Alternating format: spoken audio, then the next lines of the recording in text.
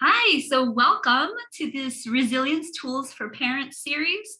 We've got a series of 4 webinars, maybe more in the future. Today's webinar, we're going to be talking about decreasing challenging behaviors and increasing resilience. My name is Beni Garcia and I work here at Polera Health.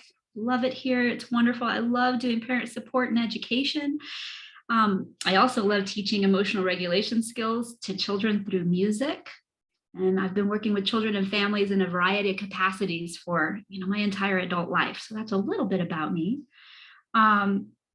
This series, this Resilience Tools for Parents series, is made available to you by the Crisis Response Network through a grant from SAMHSA to improve mental health tools and support through this global pandemic. I know it seems like we're kind of at the end, but it really hasn't ended, has it? And so as all this is going on for us, our stress responses are triggered, and it really affects everybody. Nobody is untouched from the effects of this pandemic. And so, this series is really meant to support families and children. That's this particular series, that's what that's all about. So in our time together for this webinar, we're going to be talking about the stress response. We're also going to talk about the brain development and processing. And we're going to talk about simple but effective tools to help decrease some of those challenging behaviors and increase bounce back from stress for both you and your children. So let's just jump in. Now, if this was a group session, I would ask you how old your children are. So you can think about the ages of your children right now. And then I want you to kind of think about if you could magically erase any one challenging behavior, what would that be? And I really encourage you to just think about that right now, just for real. Just take a moment, sit back and go, what is one challenging behavior that, it's just so challenging? Think about that. And here in a past class, a couple people answered on the screen. You can see one of them is whining. Another one is raging, like when their child gets really in that raging kind of state. What is it for you? Let's just kind of think through that for a minute. Okay. Now I want you to think about that behavior, like really get there, really feel what happens in your body, feel like, imagine what's going through your head. What are you thinking? How does your body, how do your muscles feel? Just really go there. And when you're really there, I want you to take and kind of grade yourself or rate yourself on a scale of 1 to 10. 1 means, you're at peace. You're in a state of Zen, you're okay. And then number 10 would be you're volcanic. You are just going to burst and things are not going to be pretty because this particular behavior is so challenging and you don't know what to do about it anymore. Okay, so give yourself a number and just really think about that number or write it down. So, because I want you to remember that number. Okay. Now we're going to do something. You might already know what I'm about to do, but we're going to go ahead and we're just going to take a moment to breathe. So bear with me. Okay. I would just kind of go with me and go ahead and let's just follow this video. Let's breathe together.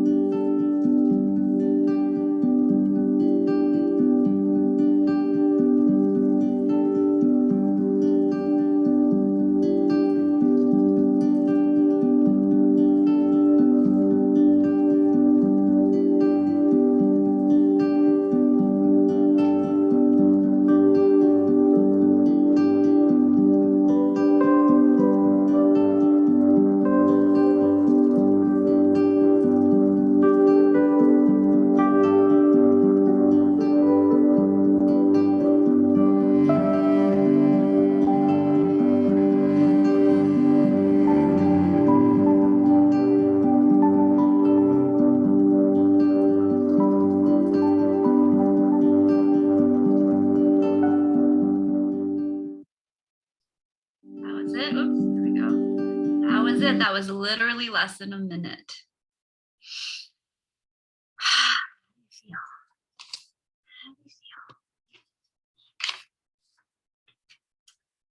So now let's just take a second and remember, or just kind of rate yourself now. Where are you at now on a scale of 1 to 10?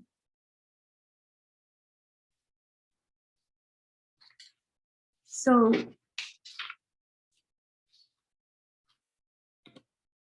just now notice what that other number was. Is it different? Is it the same? Did it go down? I would guess that for most of us, the number went down at least by 1. And that's important to focus on. It's important to kind of honor that.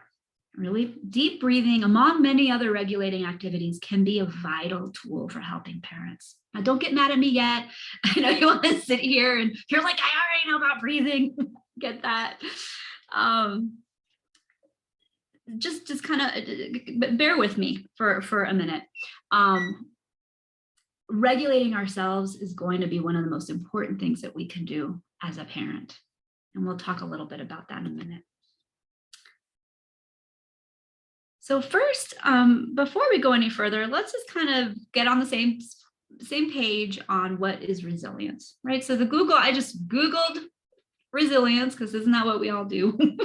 just Google for everything. And so Google says that resilience is the capacity to recover quickly from difficulties, toughness. Resilience is also the ability of a substance or an object to be able to spring back. So number 2, let's honor the fact that we're not objects. We're human beings. Dr. Bruce Perry, he's someone that I study and I highly respect, and I'll talk to you about him in a little bit too. He says that, and he's not the only one, he says that resiliency, when we think about a rubber band and it just goes right back to how it was, that's an example of resiliency. But that's not people. Okay? When we stretch, when people get stretched too far, we don't ever go back to the way we were. We're human beings. We don't do that. We come back different. So when we're talking about resilience in humans, we're talking about our ability to recover into a place where we're going to do better than we were before, or we're going to be able to keep moving forward through life in an okay way. We're going to be able to just work through it and so it's not like we're going to be exactly the same, because we're not. When people go through trauma, people go through high levels of stress, we're never going to be the same. And we have to kind of respect that and kind of be aware that that's what happens. And resilience also nods to the idea that we can bounce forward, right? So we're not just bouncing back and be perfect, but we might actually bounce forward, and we're going to come forward maybe with new tools and new perspectives and new things to be able to move forward. So when we're talking about resiliency in children and in parents, that's what we're talking about. We're talking about wanting to develop in ourselves and in our children that ability to be able to move forward after we have these big events or large amounts of stress, to be able to move forward in a different but maybe better way. Okay, that's what we're going to be talking about when I refer to. And we also want to think about this pandemic that we've been through, right? We've all kind of been through this global event, and we're really never going to be the same. I mean, let's be honest about that. But so what are some things that we can take from our experience since March of 2020? It's been over a year. That actually is going to help us to bounce forward. What are some things, I wonder? And so the question here is actually, to kind of think about what are some of the stressors that we actually did experience. But we can also, after thinking about those and meditating on some of those, is to how can we make those stressors, what are the lessons that we've learned? What are the things that we can take from our experiences so that we can move forward in a resilient way? All right. Let's go back first. Let's see. So did I go and make sure Okay, no, that is right. Okay, so resilience is directly related to how each person's body responds to stress.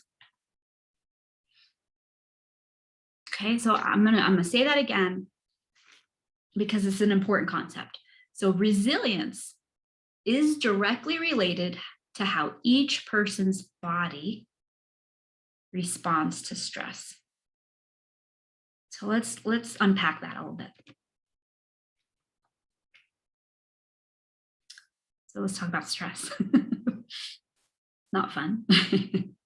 Stress is not just in your head. Okay, sometimes we just, oh, I'm so stressed.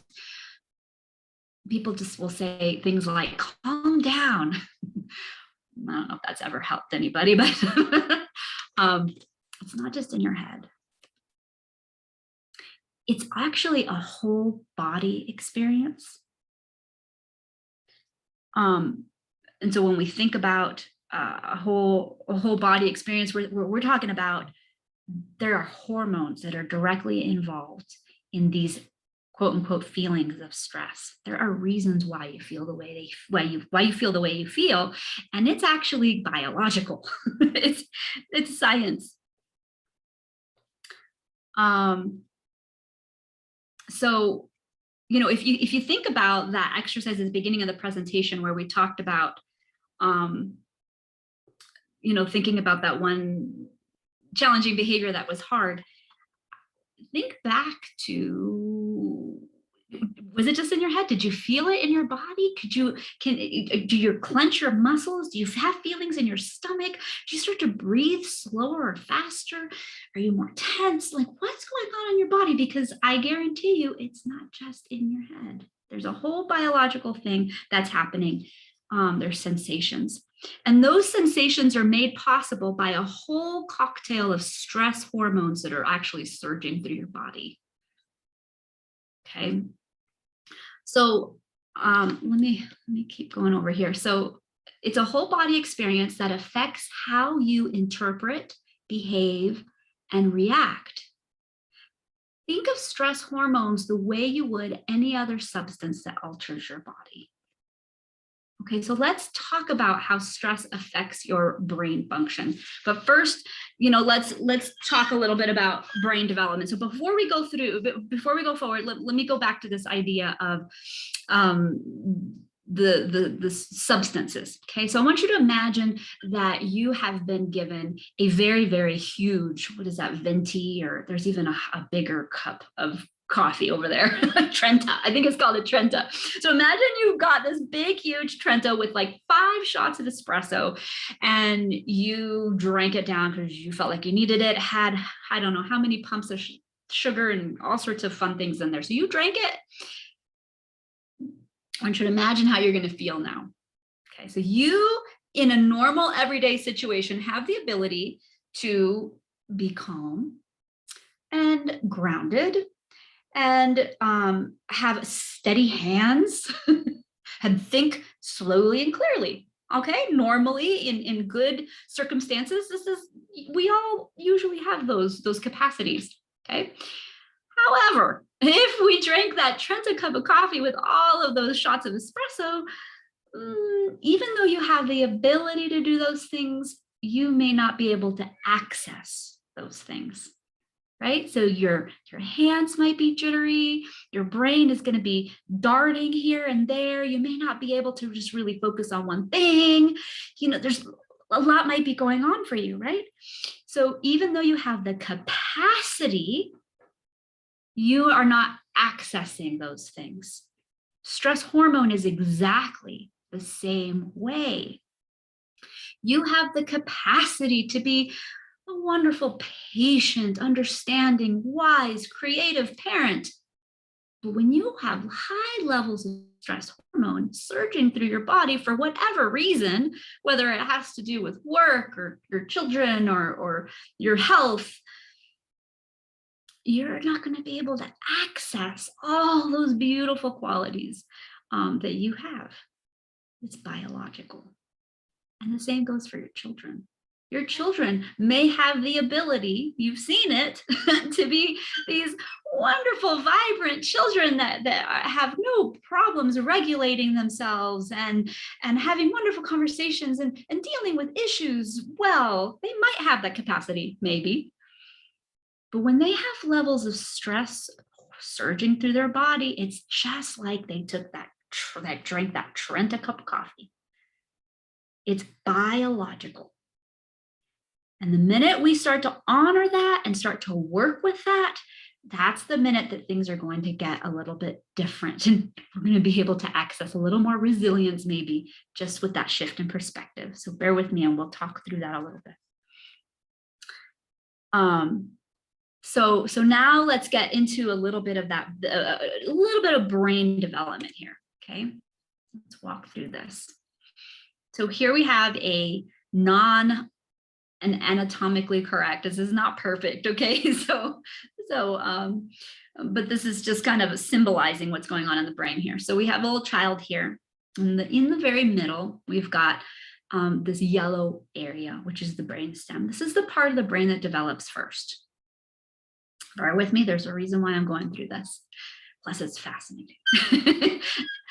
So this is part of the brain that develops first. This is the part that kind of governs all of our sensory motor stuff. And it's also our survival, most primal part of our brain. Fight or flight lives there.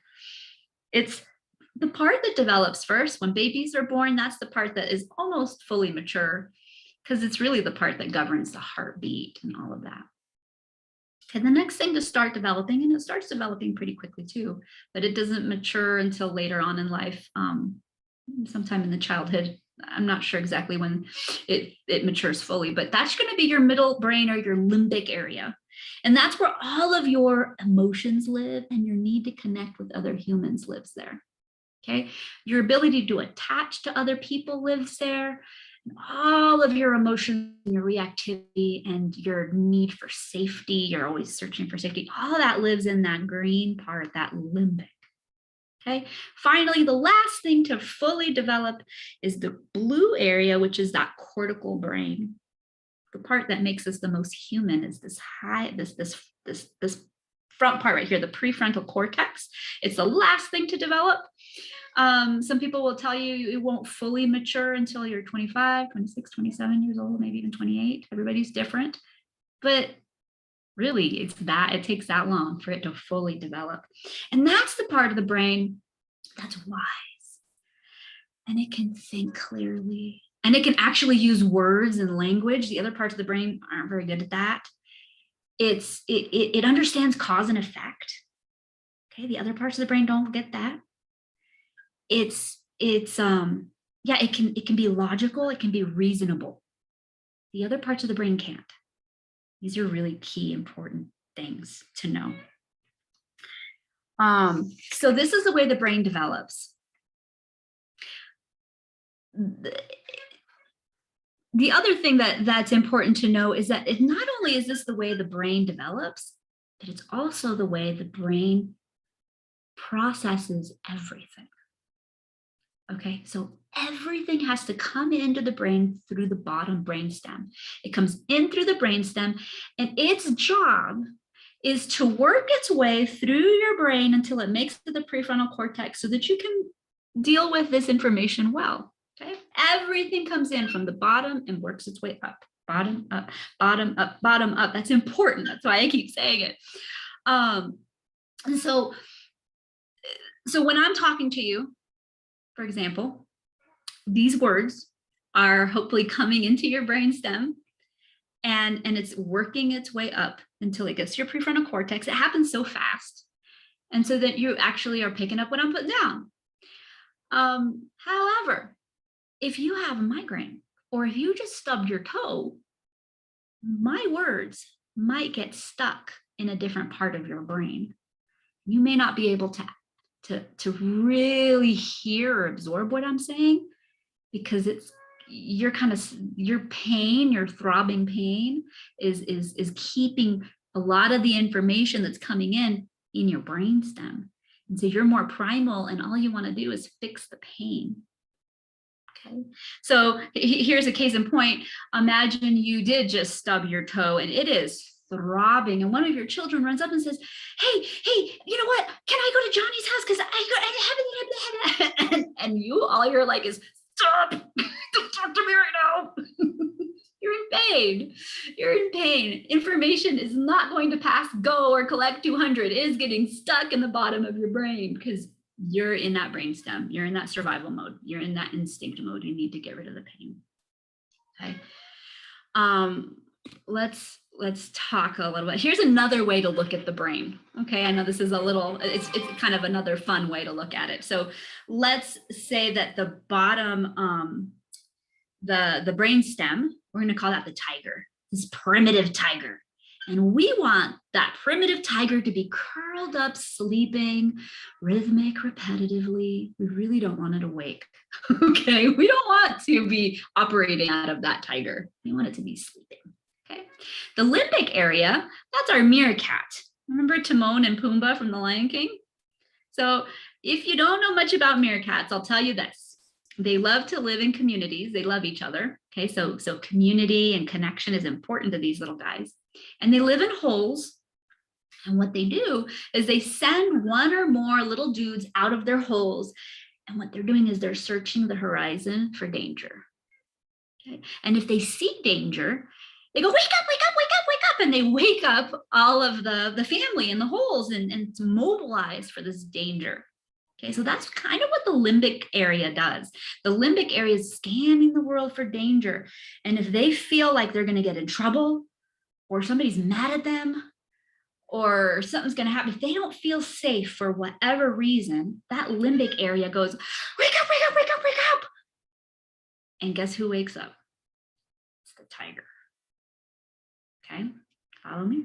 And so finally, at the very top in the cortical areas, we've got a wise owl. Oh, so wise. He's can look out and be strategic and figure things out and calm and patient. What happens when our little meerkat gets a little hyped up because danger is coming, whether it's real or imagined, doesn't matter. If it's real or imagined, it's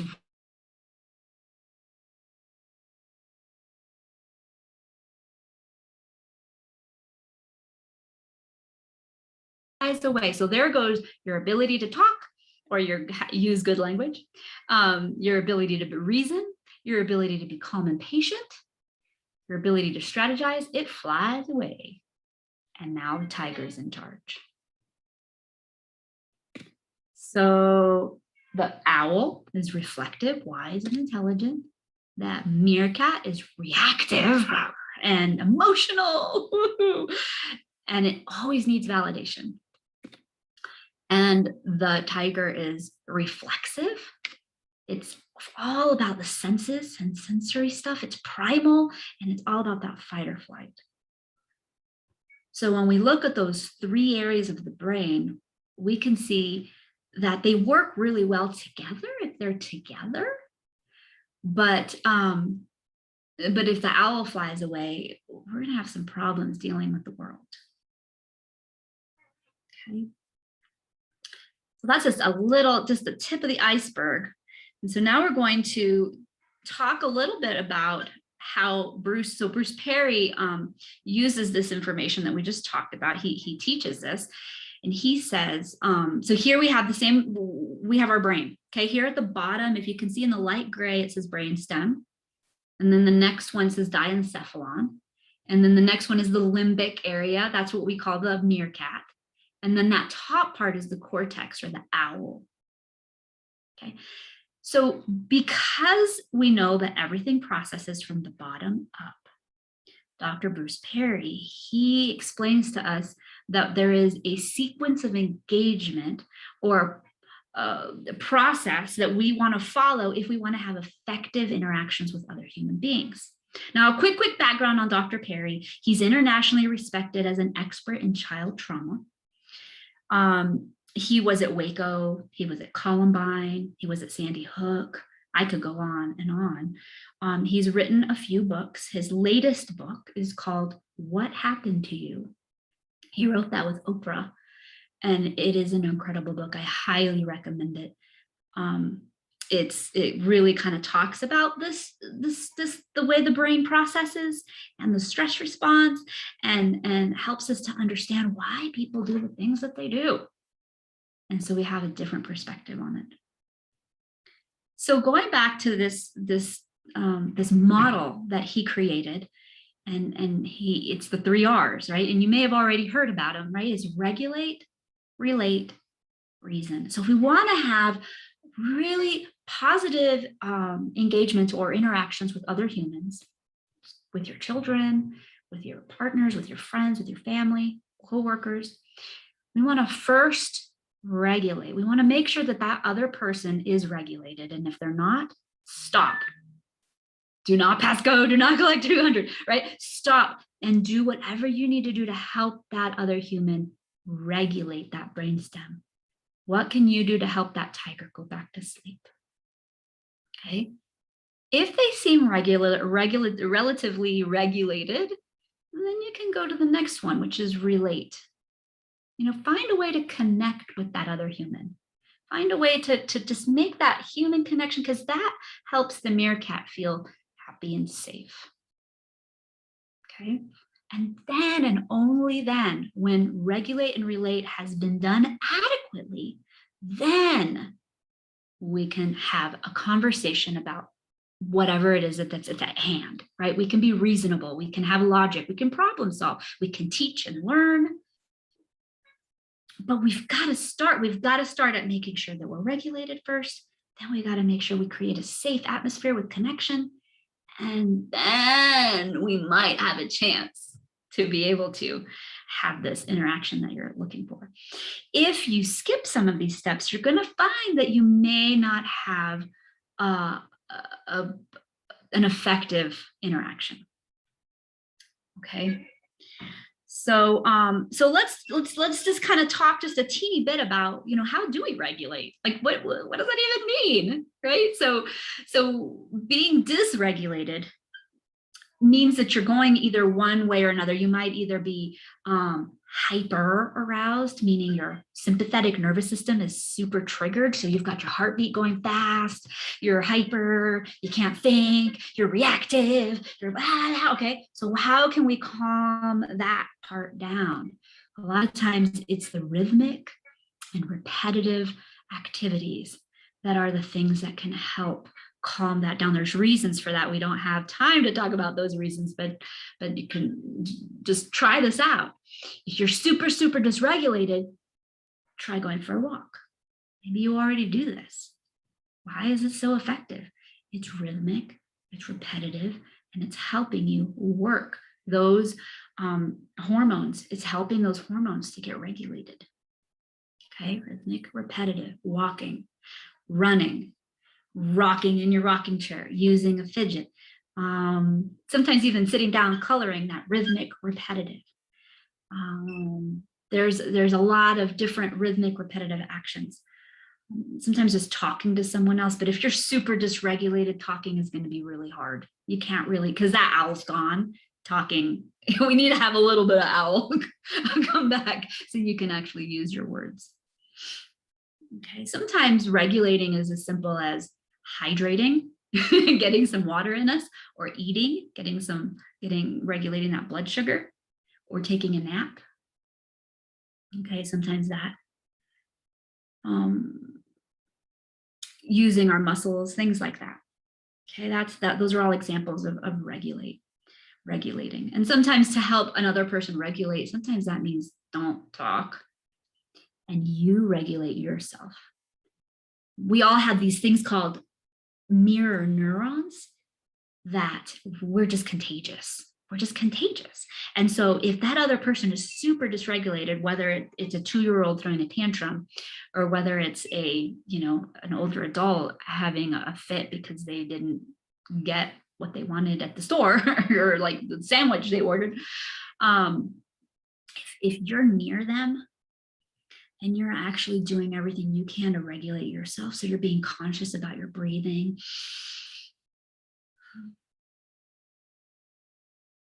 There's something called co-regulation that can occur.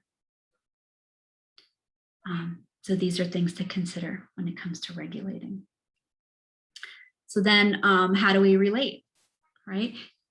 In order to make a connection and to relate, sometimes people have a hard time with this step if they don't agree with the behavior the other person is exhibiting. So if the other child is being super rude and disrespectful, people have a hard time relating to that. Like they're not going to connect with someone that's being rude. Why would they do that? Well, why is because it would calm their meerkat, it would calm their limbic system so that you can talk about how you would like to be treated. So this might look like, you know what, I can see that you're really mad at me right now. I get it. I might be mad too, right? You don't have to agree with them in order to just validate what you see they're experiencing. Right? So you're really angry at me right now, or you're really frustrated. I see that. This is a way when people feel validated, they can't help it. They calm down. The stress response starts to recede when people feel validated. It's a powerful, powerful tool to use.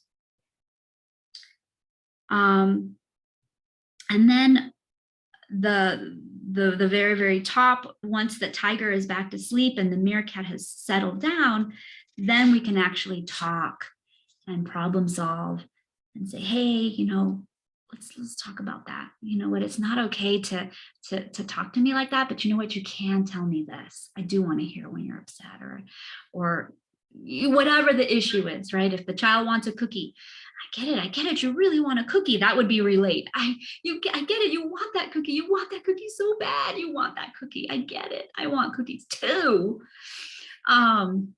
But once that child is calm enough, then you can go, okay, so here's the deal. You're gonna get the cookie. Find the yes. In the reason, find the yes. Okay, find the yes.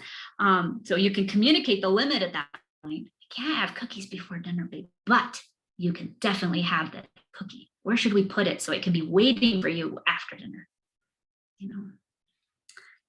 So the higher the stress hormone in the body, the lower the brain function, right? That's what we've been talking about. The higher the stress function or the stress hormone, that's when the upper parts of the brain starts to shut down and the lower parts take over. Bruce Perry calls these lower parts of the brain the dumb parts, which just because they're not intelligent, right? They don't have an IQ, they're primitive. So our goal in working with our children that are so hyper aroused for whatever reason is to help them learn how to regulate those emotions, how to regulate those hormones, so we can have these interactions that true learning can happen. Because when the stress hormone is down, then we can actually talk in a way that they might actually be able to receive it. So now let's tie this back to when we were breathing at the beginning of this whole webinar. Remember, we just took that minute to breathe. What do you think is happening to the stress hormone when you're breathing? It's receding. It's receding. And a really big point that I don't know if I don't think I honed in on this point is, before you can ever do regulate, relate, reason on another human, whether it's your child or anyone else, you've got to do it for yourself. So before you can ever even use this model on your children, teach yourself how to regulate. A dysregulated adult can never regulate another human being. It's got to start with us. So learning techniques that help us to just calm ourselves down in the moment, whether that's the breathing so simply, whether that's self-talk, it's going to the bathroom and splashing cold water on your face, whatever it takes. That's step one. In fact, sometimes that's the only step you need in certain situations. So So yeah, I mean, I know that most of the people that are watching this, if you didn't care about being a good parent, you wouldn't be watching this, right? You wouldn't. So that to me tells me that if you're watching this, you probably already have some really good parenting skills. And the best parents are always wanting to learn more, always wanting to have more self-reflection, always wanting to know new things or better things or whatever so that they can be better parents. So this is a huge thing to remember. If you want to access some of those awesome skills that you already have, you need to learn how to lower our own stress response so that we can access those skills. And the same thing for our children. We got to help them learn how to regulate. So we're going to end this session with we're going to kind of walk through an article that was published in Psychology Today. The author of this article kind of outlines Dr. Bruce Perry's strategies for creating a home life that can increase you and your family's resilience to stress. And so after everything we've talked about, what you also know is that these things that we're going to talk about are going to really help lower the stress response. Okay. So here is the link. It's kind of a hard one for you to have to read it. I bet you could probably search for the pandemic toolkit parents need, and then you can maybe add Gary's name on it, and then maybe you can pull up if you want to refer to that article. I'm sure if you Google a few of these things, they'll pop up for you. So in the article, this comes directly from Dr. Bruce Perry's slide deck. He has a million slides. And just so that you're aware, if you look at the bottom right-hand corner, there's a little logo that says the Neurosequential Network. That's the organization that Dr. Bruce Perry and the people he works with, they created this. So it's neuro, so brain, sequential, 1, 2, 3, network. And he's got a whole bunch of initiatives. He's got the neurosequential model for caregivers, neurosequential model for therapeutics, which has like an assessment it helps people do, neurosequential model for educators, and on and on. He's got a lot of initiatives where he just knows the power of this information, regulate, relate, reason, and how the brain develops, that it can really help so many people. So he's trying to create these programs to help. In fact, coincidentally, the Arizona Department of Education has actually adopted parts of the neurosequential model for educators and has an initiative where they're actually training schools to be able to incorporate a lot of these concepts into the school at large, so that they can become more trauma informed and really work with that stress response. So if we look at this slide here, let's look at the very top part of the slide first. So it says managing stress, shifting your pattern. So stress itself is not the enemy. I mean, we've been talking bad about stress this whole time. And so I should backtrack for a second and say stress is not the enemy. It's the type of stress. So predictable, moderate, and controllable stress, that's the box on the right-hand side, that's the kind of stress that helps increase our resilience to stress. Okay, and we're going to talk about that in a minute. But the kind of stress that is going to make it harder for us, and it actually increases our vulnerability to stress, which means we get knocked down and we don't get up again, right? So the kind of stress that we're watching for is chaotic, it's severe, it's prolonged, we don't know when it's going to end, and it's uncontrollable.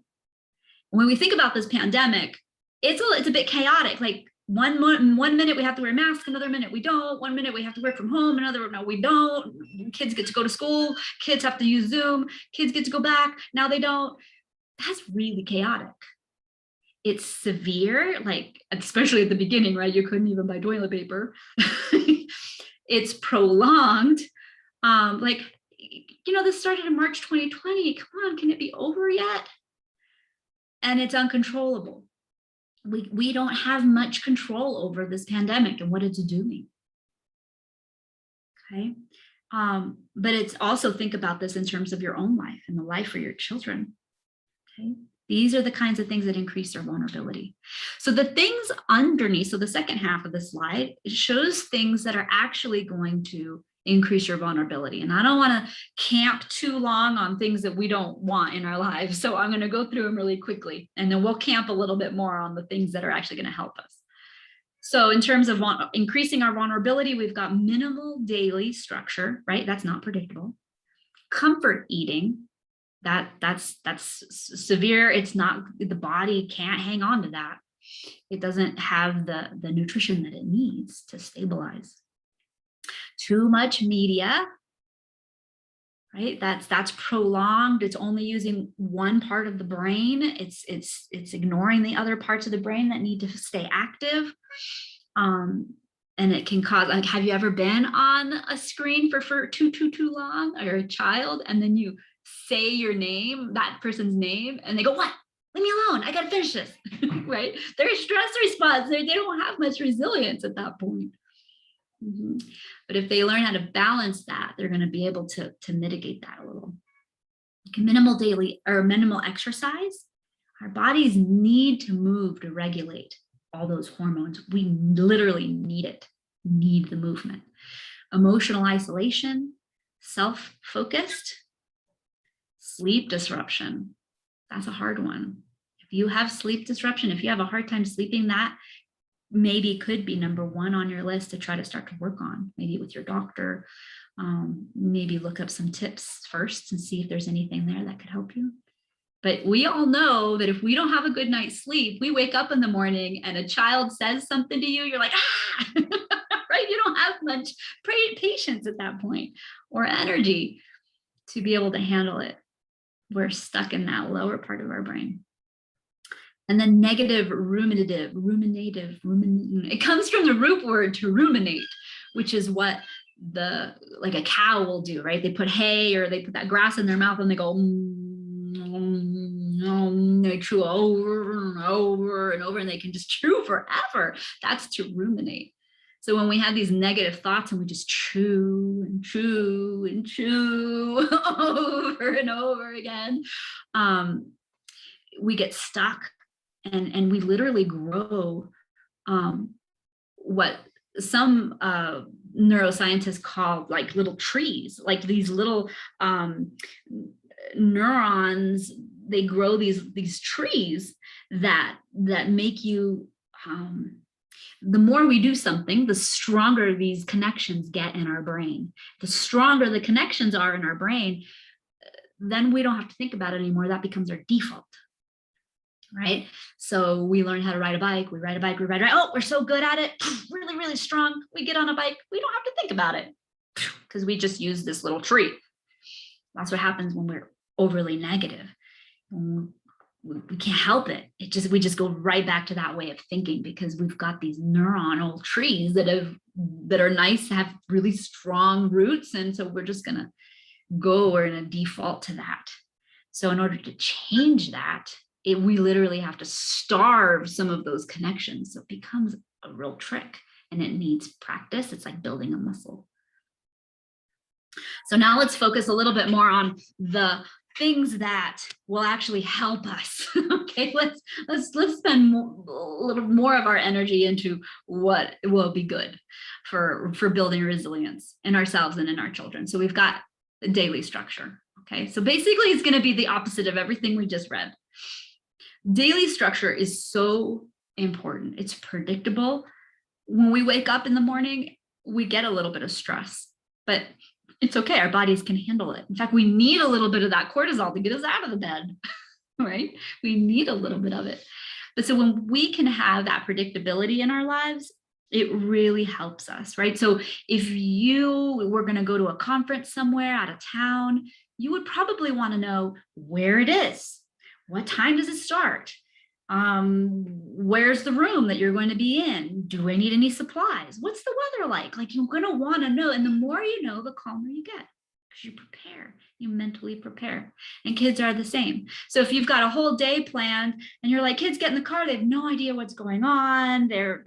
If you let them know, you empower them, it calms the stress response. So daily structure is so important. And if you stick in those structures some little rituals, like we sing a song before we go to bed, or we do some kind of a prayer before food, or everybody has their own rituals. They enrich our lives, and they're predictable, and people find they feel grounded in some of these things. So consider that for your children, consider that for yourself. Family meals helps you feel like you're not alone. You're not alone. Right? So making time to be together, this really increases our resilience, especially if you can talk about life. Limited media. So it's unreasonable maybe to say that no media, but teach our children and ourselves. I mean, I'm just as guilty, to budget our time on screens. That will really help us to increase our resilience. Finding ways to move, making sure that our children have lots of ways to move. We've got to build that into their daily life. It will help metabolize that stress hormone. Sleep hygiene, helping others, reaching out, all these kinds of things. For example, like if you created a culture in your family where maybe you bake cookies for your next door neighbor, maybe you help pull weeds for your neighbor, maybe you help at a soup kitchen or whatever. When you build into your family this outward focus, that it's not all about us, it's we also are here on this earth to help others, it creates a little bit of this resiliency, this autonomy, like I have this power to create good in the world. And it really helps shift perspective and create, it just helps create resilience. It's an amazing perspective changer. We've talked about the importance of sleep, that sleep hygiene, and then positive future focus. And I'm not talking about find the silver lining in everything, you guys, or just be positive all the time, chin up. I'm not talking about that. I'm talking about, honor if you're in a bad space. Honor it. You know what? I'm really angry right now. And this situation is driving me crazy. I hate it. So honor where you're at. And instead of ruminating, you can say, okay, I honor that in myself. And now I'm going to take a deep breath. And what I can do about this is this. And that's what I'm going to focus on. Right? What is it that you can focus on? I mean, what is it that you do have control over, and focus on that one thing? Do it. That's what we're talking about here. Okay. All right. So I could talk on and on. There's so much more that we could have talked about today, but hopefully that gives you a nice idea, maybe some ideas to help you, on your journey as a parent who wants to do the best they can for their children. Honestly, it starts with you.